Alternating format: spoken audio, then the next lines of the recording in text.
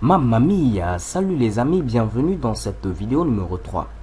Alors avant de continuer, il nous faut quelques petites notions théoriques. Donc là, je vous ai fait un mini PowerPoint avec des slides qui vont nous permettre tout simplement de nous familiariser avec la syntaxe MySQL. Ok. Donc pour faire des recherches avec MySQL, il existe plusieurs méthodes. Donc nous allons passer en revue chacune de ces méthodes-là. Ok. La première méthode consiste à utiliser le mot-clé like. Donc c'est très simple, vous n'avez qu'à préciser tout simplement le terme que vous souhaitez rechercher. Automatiquement, le travail va se faire au niveau de la table qui a été indexée. Donc ici, je vous présente un exemple tout simplement. Select all from table where champ like et votre requête. Ok. Donc ici, on veut sélectionner tout au niveau de notre table où le champ en question ressemble un peu à la requête qui a été indiquée ici. Alors ici, vous pouvez remarquer premièrement que la requête est en semcote, donc c'est très important de mettre ces semcotes. Et ensuite, vous pouvez remarquer également qu'il y a des pourcentages qui délimitent tout simplement notre requête. Alors c'est très simple.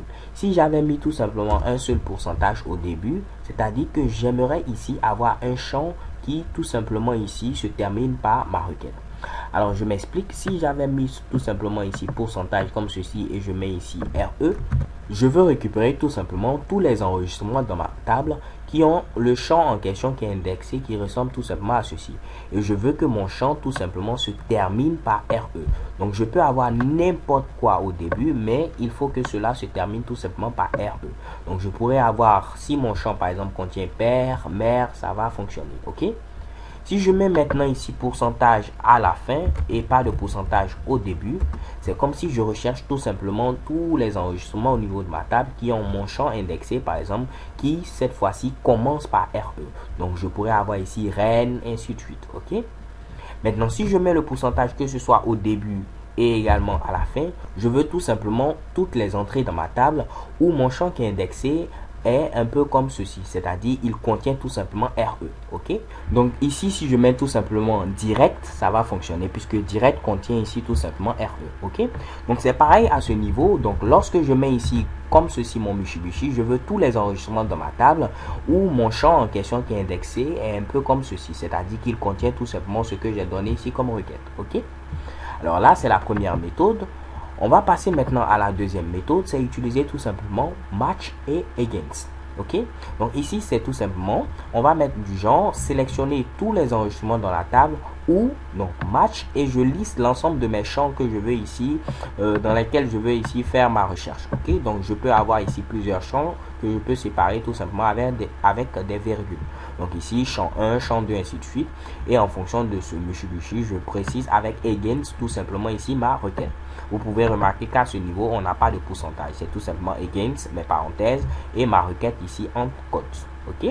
Donc là, si je veux donner un exemple, c'est par exemple ceci. Si je mets sélectionner toutes les entrées dans ma table ou match, ici donc where match, et je mets ici par exemple titre, et je mets ici par exemple contenu, against, et je mets ici Bobo. Donc je vais rechercher tout simplement toutes les entrées dans ma table où le titre ou bien ici tout simplement le contenu contiennent ici Bobo.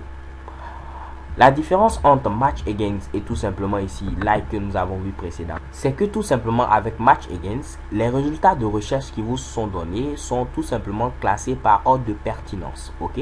C'est-à-dire tout simplement le résultat le plus pertinent sera en première position et ainsi de suite.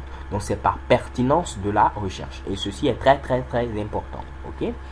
On va passer maintenant à la dernière méthode. C'est utiliser tout simplement union et ici as. Donc en réalité ce n'est pas une combinaison toute faite au niveau de MySQL, mais c'est tout simplement ici un Mitsubishi qui va nous permettre d'avoir ici également quelque chose d'assez potable au niveau de nos recherches. Ok. Donc là ici je mets quoi? Je mets sélectionner par exemple page title as title from page et je mets union select blog title as title from blog. Alors qu'est-ce que ce charabia signifie? Alors ici on demande à sélectionner tout simplement le titre de ma page. Ok. Et lorsque je mets ici as title, on dit que je crée tout simplement un alias. Donc c'est à dire que page title, je veux ici le renommer en tout simplement title. Donc, sélectionne tous les titres qui sont au niveau de ma page et tu vas renommer chacun de ces champs-là par title. De même ici, sélectionne l'ensemble des titres de mes blogs. Tu vas les renommer également par title depuis ma table blog. Et tu vas fusionner maintenant ces deux résultats que tu as trouvés grâce au mot-clé ici union. Cela va me permettre de pouvoir récupérer que ce soit le titre de mes pages ou le titre de mes blogs via tout simplement ici le champ title, puisque ces deux champs là j'ai mis ici la même valeur. Alors j'espère que c'est un peu plus clair. C'est tout pour cette vidéo. Je vous donne rendez-vous à la vidéo suivante où nous allons mettre en pratique tout ce qu'on vient d'apprendre maintenant. Alors n'oubliez pas, abonnez-vous, laissez des commentaires. XOXO.